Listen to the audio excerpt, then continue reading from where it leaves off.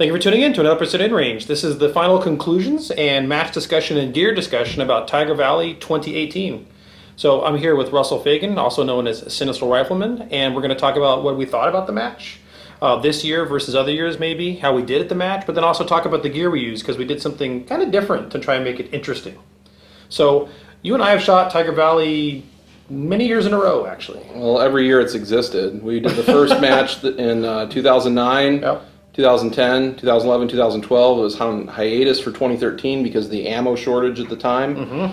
Then we did it again in 2014, and we won that event. Yeah, we did. And then we did it again in 2017. You were partnered with Ian. I was partnered with my shooting teammate Jordan. Yep. And then again this year, of course. So every year has been a little different, but the first year of Tiger Valley was a four-man team match, and the subsequent ones were two-man. I think the four-man didn't work because it was really too hard to coordinate, first of all, four people out at the range at the same time with all the ROs, but it's also really hard to get four people to get together at the same time to go drive out to essentially kind of nowhere, which is Waco, to shoot a match. Yeah, actually from 2009 to 2012 it was a four-man match, and it had declining attendance every year. Like the first year there was like almost 30 teams, then it went down to like 20-ish teams, then like the last time it was a four-man match, I think it was like 12 teams. And the thing we kept seeing with the match was that traditional competitors in the action shooting area didn't like it because it was too physical, it was too hard. That was with both four-man and two-man. And you know, the tactical training community didn't like it because it's a match and there's all the stigma that comes with it being a competition. It was neither fish nor fowl. Right, so it had a very limited market of people that liked doing it. A lot of us were, you know, the two-gun action challenge match shooters from Tucson, and I think the last year that we did it before it took a break in 2014, the top four teams, three of them were from Arizona. Oh, yeah, that's true. You know, it's interesting you mention this because there's this weird contradiction in terms, I guess would be the way to put it. So you've got this community of people that are practically oriented in training, junkies even, or they go take training courses, or they go out and train, or they do whatever. And then you've got these people that are competitors who want to go out and just shoot three-gun or maybe two-gun, but they just want to go against the clock and see how well they can do on the score. And a lot of those environments have what I would call not necessarily practically oriented stages. Now, keep in mind, anytime you're practicing marksmanship on the clock, there's a value to be added there. I'm not trying to say that that's not the case. But with like what we've done with two-gun action challenge match, what you saw in the original old school Soldier of Fortune, and definitely what you see with Tiger Valley, the stage designs are far more presented in a far more physical and practical orientation. So they're more like a training event that happens to have a clock too. And that means that you have to find the confluence between the training community and the competition community. And there's this little circle in the middle where they have middle ground, but that's a smaller circle. Right. I always thought the best way to look at Tiger Valley was kind of like a gut check of like, how capable are you? You know, what shortcomings do you have? There was, you know, enough weird things at it that I couldn't really view it as a match like I would going to some other like major three-gun match or some of the major two-gun matches, because the nature of the event prevents it being run 100% consistently for every team. I think this year was probably the most consistent of all. It was by far. I think they've done a better job of that. But because the stages are so long, there's so many things happening on the stages, you can't like stop and get a reshoot because something doesn't work, a target fell over, or something isn't functioning. You know what I mean? You know that happened, for example, on the sniper tower. When you and I were shooting that, they had these multiple different tank props. And there were tank commanders that you had to shoot in a certain order, and one of those plates had broken at some point, and so they told us to re-engage one of the other tanks to make up for the one that was broken. Like, is that the kind of thing you're talking about? That's the kind of thing I'm talking about, because the stages are too long, and there's too many teams to cycle through for them to stop and reset everything for it to be 100% the same for every team. But I mean, if they so let me be the devil's advocate in that regard. So that let's say there's three tank props with the three tank commanders, and the middle plate breaks. And they tell you, okay, shoot tank 1, shoot tank 2, and then go back to tank 1. Does that really make a difference in the grand scheme of things? For someone with a purely competitive mindset, it would. And that's why it's important to say, like, if you're going to this and you're a traditional competitor, you need to have a different mindset about it. And we saw that the first year when I went with my teammate Jordan, primarily a three-gun shooter. I had to, tell him, like, a lot of the stuff he's worrying about, like transitions and, holstering speed and all that stuff doesn't matter. It's just like, don't waste time. Like, try to be as smooth as you can hit the targets, but you can't plan to that nth degree.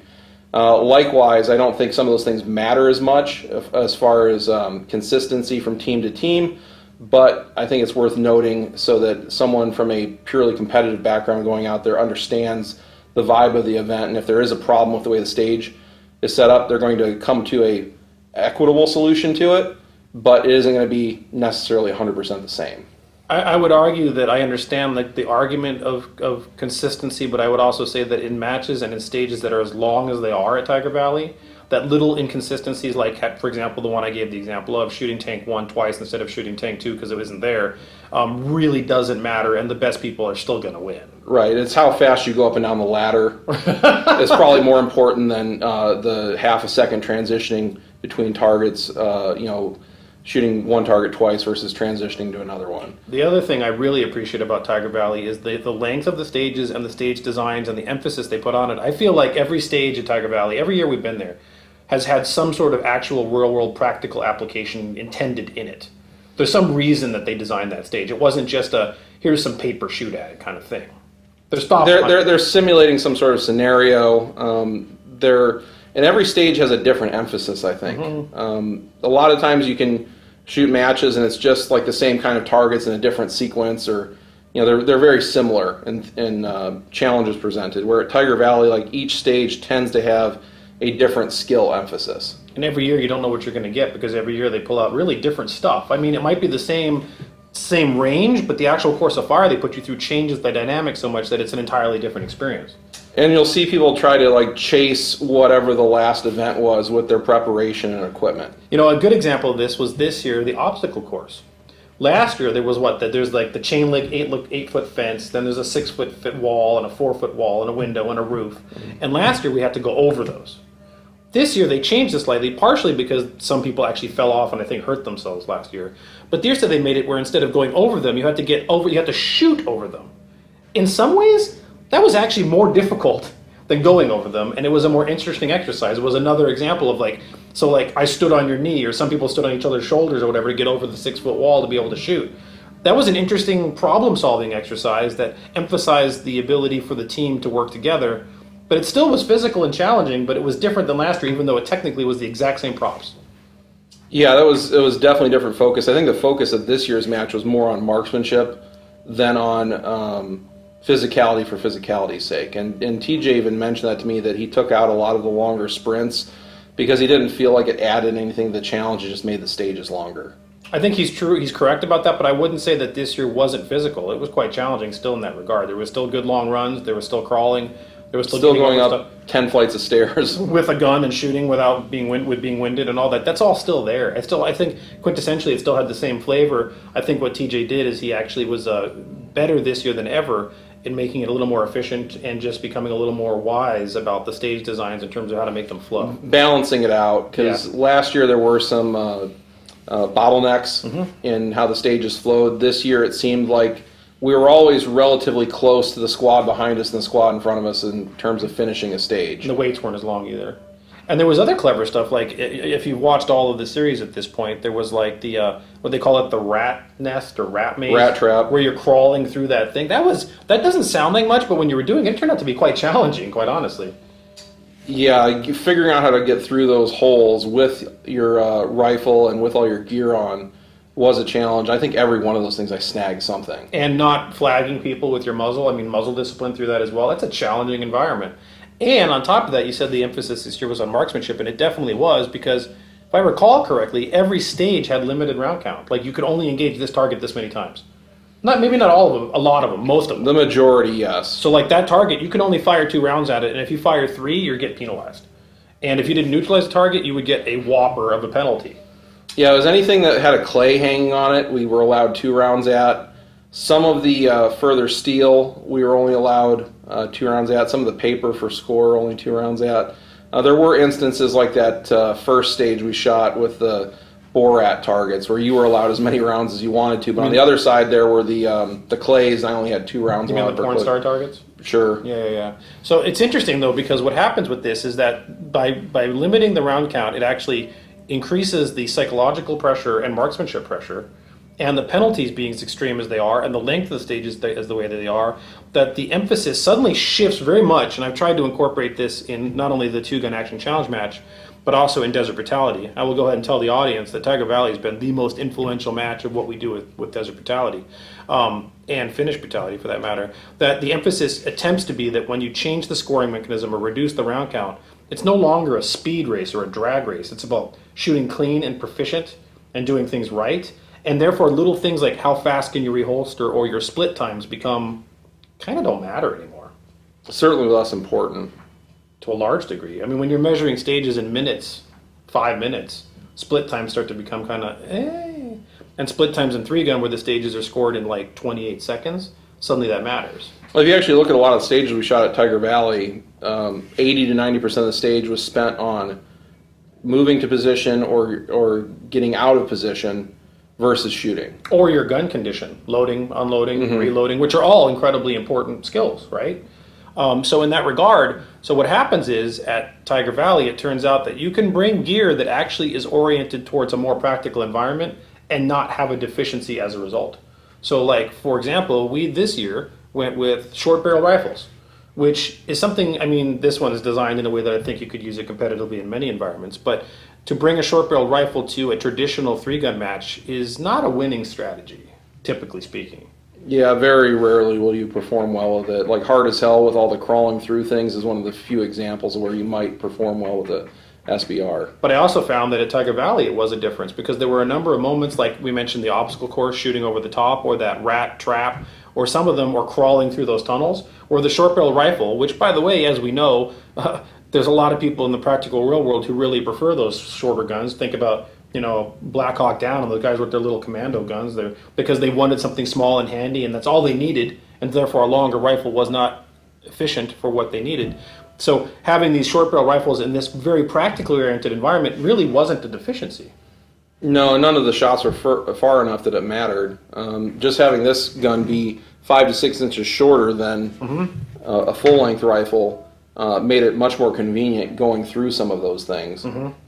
I would also say that, like, so for example, I brought, some people would call it a crank, a Suchka, an SBR AK, and it has some enhancement. It has the Russian safety on it, which is a good enhancement, so you can do this with your trigger finger. Got a little better charging handle, and I did have an optic, which we'll get to more into in a little bit.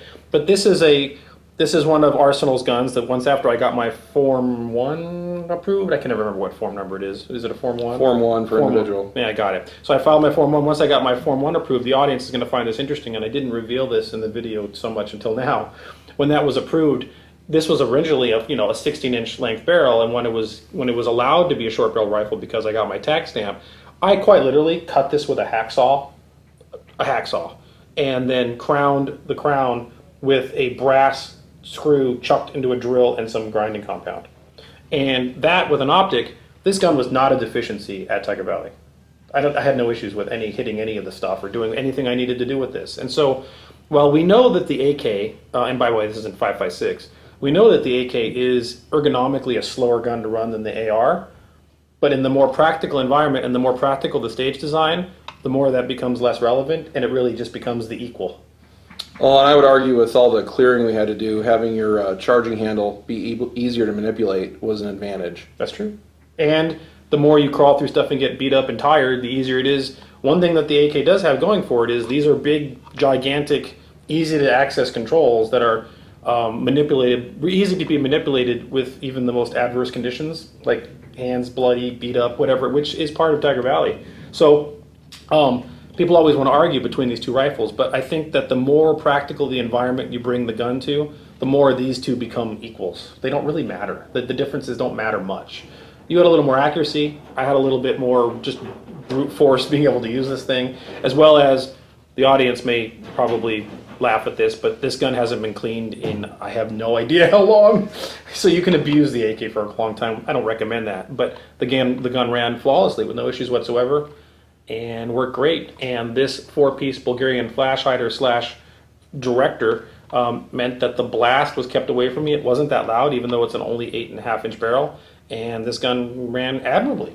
And you did something with your muzzle device as well to make sure I didn't go deaf too, because it is a 2-man match. Right, I put one of the Cobalt Kinetics linear compensators on there. It just directs all the muzzle blast forward. It does have a little bit of a compensating effect, but the main advantage for the shooter is that the muzzle blast isn't really occurring right in front of your gun. It's getting directed down range, so if you're low to the ground, it's not kicking up a ton of debris, that kind of thing. And you're not making your partner deaf shooting it. That's a big deal. You know, a lot of the competition breaks and such, when you're solo shooting a stage by yourself, they might be loud and annoying to the guy running the timer. But if you're in a two-man environment or a practical environment or indoors or whatever, those things become pretty brutal. I mean, truly disruptive. Well, in one case where I noted this was definitely helpful was when we were shooting through those tubes on one of the stages. Oh, yeah. The people shooting comps or even flash showers and that, they're getting like a big blast like right in front of their face, and you could see the carbon scoring inside the tube. For me, it was kind of more like I just pushed right through it. So I didn't find it disorienting at all shooting through those tubes with this muzzle device. And what optic were you running? I was using the Ride-On 1:8. It is a first focal plane optic. It means the reticle scales with the magnification. So as you zoom in and out, the reticle either gets larger or smaller. Correct. Okay. So. And it's 1:8, you said? 1:8. I only used 8 power on that one tower stage. Everything else I shot on 4 power or less. It's interesting you say that, 4 power or less, because when we were talking about me using the AK, originally I was going to put on my Obzor, which is essentially a Russian red dot of sorts, but it's not a red dot. But what I landed up using is the 1P29. Now this is essentially the Russian copy of the Suit Scope, the British Suit Scope. It looks bizarre, I get that. And what it is the reticle actually comes from the top. So there's an arrow that comes from the top. It's a big chevron, or like really it's a German post that comes from the top. Fat at the top, thinner at the bottom. But it is a 4x fixed magnification scope. At Tiger Valley, I did not have the eye cup on there because I needed to wear iPro per match rules. Legitimately, the eye cup actually makes this kind of nicer to use and gives you a clearer sight picture. But you can use it without the eye cup. I've put it back on since. And this goes right onto the side rail. Right like that. And once that's on there, that stayed on there rigidly, and it's got a lot of beat up and scratches on it. But for target identification and target acquisition and being able to hit things, this performed wonderfully. I had no issues with this. Eye relief was good, durability was good, it retained its zero throughout the entire match. And we have seen on InRange, and talked about this quite a bit, in World War II, you look at the optics and they're like 3.5x or 4x. This is 4x. You were predominantly on 4x. It feels like in realistic field conditions, 4x is, and ACOGs, 4x most of them, it seems like 4x is kind of the definitive solution. Well, too much magnification makes it harder to get on the target and transition to the next one. Yep. So you don't want to use that much magnification unless you need it for the distance or to see the target even clearer. So. Yeah, so I mean, if you're going to have a fixed magnification scope, 4x kind of is the standard, and obviously you're dealing with a variable which gives you a little more options. Right. So that's that. On top of that, we also used our, well, you call them stealth specials. Is that correct? I call mine a stealth special because I built it for stealth division at Superstition Mountain Mystery 3 gun, where Okay. it has to fit inside the box with everything mounted to it and its magazine. Okay. So. Some people might call them a roll-in special. Right, and those are generally like Glock 19s. Yours is more like a roll-in special. This is actually a Glock 17. Oh yeah, you're using a 17. So mine would be more in line with that. However, I have a Delta Point Pro. I'm not using an RMR. We have argued on InRange for a long time that the Delta Point Pro is a more durable optic that has less issues with terms of the battery contacts going bad, as well as I think the field of view is a little easier to acquire. Plus, Lens is clearer. the lens is clearer. Now, we've heard stuff about people saying there's issues with them when they get filled up with water and rain, but that is not an issue that I've dealt with or had to deal with, and as a result, the Delta Point Pro has turned out to be more durable. You had a lot of problems with RMRs when you were trying to do your guns in the past. Yeah, I started using red dots on pistols in 2010. It seemed like every year when I was training up for a major match, the dot would die right before the match or during the match. So I was almost completely soured on red dots on handguns until I started using the Delta Point Pro. It's funny you mentioned that because if you recall, Tiger Valley of last year, the one that I shot with Ian, he was running an RMR and his dot died and was flickering throughout the entire match. And a lot of people talk about various wizardry they do with like putting shoe goo under it and tweaking the contacts and doing different things like that. I don't know if you got to do that to make the site work. It's probably not the best option. But we don't have to do that with the Delta Point Pro. No, and I really like that I could just do that, open up the battery cap, change the battery whenever I want to. That's another good point. The RMR battery is underneath. You actually have to remove the optic from the gun to put the battery in. The Delta Point Pro, you can change it essentially administratively and not worry about losing your zero in the process. And you know, the RMR theoretically has a longer battery life, but I think it's moot because I can just change this whenever I want to. I think we both put fresh batteries in before the match. I did. And I've been using the same battery at multiple matches since then. I've seen them last as long as 6 months in active use, but if you're actually carrying it every day like I do with my 19, I change it once a month. And on top of that, so I'm using a K arm slide, as are you, and my grip was reduced and stippled by We Plead the Second. And I'm just using a standard trigger with a lighter disconnect, I think that's called. And on top of that, I am using a Faxon match grade barrel, which if you haven't seen the video on InRange about that, the Faxon match grade barrel did legitimately turn out the best groups, at least on my testing. What barrel are you using? It's one of the limited run of barrels that we manufactured. Okay. We're going to see about getting into full production manufacturing with Glock barrels in the future. Oh, all right. So that's something you're bringing to the market or have on the market now? Yeah, just small numbers. Oh, okay. Our general machine shop's been busy with a lot of other work because the gun industry has been slow in the post-2016 election cycle. People buy guns when they're scared and don't when they're not. Correct. Yeah. So sometimes for us, the general machine shop work, making large contract items, takes precedence over new firearms product development. What I do have to say is that the Glock 19 with the red dot and the compensator and the match grade barrel and a decent trigger is still definitively, as far as I can tell, the best practical handgun. Maybe the 17 is a little bit softer in the recoil impulse, but either one of these configurations, stealth special, roll-in special, modified roll-in special, the reality is a compensated 9mm with a red dot on it. The Glock is kind of the standard, in my opinion. Still turns out to be really the best, most practically oriented handgun. It's light enough and small enough you can actually carry it if you wanted to. And that red dot is a huge force multiplier. Yeah, and you can conceal carry one of these, even with the comp on it. Now, I know people argue about whether comps should be something that you conceal carry or not. That's a different argument for a different day. But these guns ran admirably, and I don't think we had any issues with accuracy or reliability with our handguns throughout the entire event. You did have some issues with your ammunition on the first pistol stage. You're right, I did. Thank you for reminding me of that. So when you are running a comp 9mm, you have to be running pretty high. You don't have to be plus P, but you want to be running higher end pressure 9mm because you are sucking some of the energy out of the system, which causes the gun to cycle. And the first ammunition I was using was a bit on the lower end of power scale, and it wasn't cycling properly in the cold environment. I tested it in Arizona when it was hot or warmer, and it worked fine, or it seemed to. But of course, on the clock at Tiger Valley, when the temperatures changed, it started short stroking. But then I switched over to Winchester White Box and had nary an issue ever after. Right, NATO spec. NATO spec, yep. And that was high enough pressure that it functioned fine. And it's interesting to note the temperature conditions do affect reliability. I was just at the Hardest Hell 3-gun match in Utah, and we're in the mid-30s there, and like almost never deal with that here. And I had a couple cycling issues with guns there just because they got colder than we're used to here in Arizona. I mean, everything ran, it was usually like the first round of the magazine had a hiccup. But after that, everything ran fine. So changing environmental conditions can affect things just a little bit. You know, the lessons of history still resonate, right? When you talk about that, when you say changing weather conditions, it made me laugh when you talk about the first round being, short stroking or whatever. And you go back to World War II and Stalingrad and the supposed, the German lubricant on their guns versus the Russian lubricant and guns getting frozen and bolts getting stuck and all of these things. And so there's a real there in terms of environmental conditions, whether it's extremely hot or extremely cold or extremely wet or extremely whatever, legitimately altering the ability of the gun to run. So that's an interesting point. I think we've kind of covered everything. I'm looking forward to Tiger Valley next year myself. What do you think? I think they keep improving the event. Looking forward to doing it again. And, we never know what we're going to face when we go out to that event. So, which makes it a true match plus training opportunity. Like you said, it's a gut check.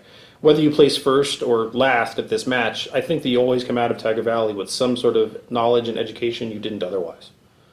So we've had a lot of people come out. There was a lot of people this year. A lot of them were in-range viewers, and hopefully that'll be the same case next year. I don't really have anything else to say at this point. Well, I think there's definitely a market for team-oriented competitions that maybe people in other parts of the country should explore to hold events like that. Yeah. I mean, TJ told us he could have had 100 teams at this event.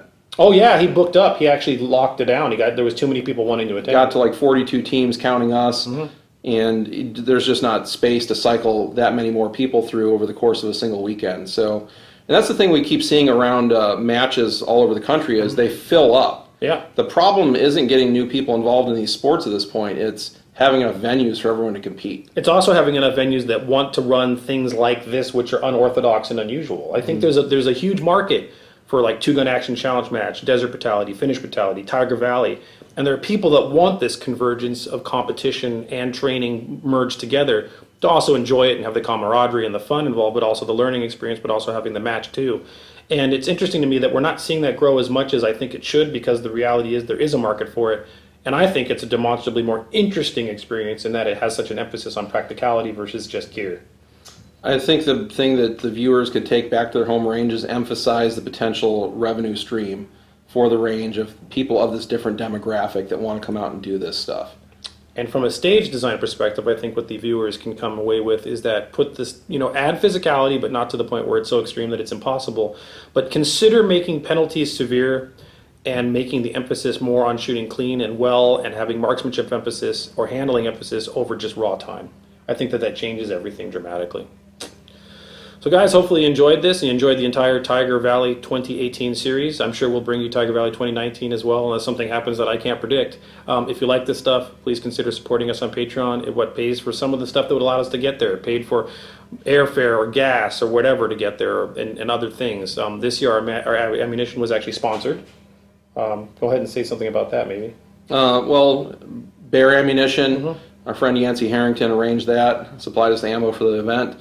The rifle ammo was fantastic. Oh, the 5.56 ammo was excellent and accurate. I had a little bit of problems with my 9mm, but that's, of course, I'm running it in this Roland Special. But the 5.56 ammo in both our guns from Bear was wonderful. And it grouped just as well as any American-made ammunition that we shot. So no reliability issues at all, so we can absolutely two thumbs up on that. But the Patreon supporters paid for everything else for us to get there, so I appreciate that. If you can't support us on Patreon, please consider just subscribing to one of our channels on multiple distribution networks. You can find them all on inrange.tv. Share, and thanks for watching.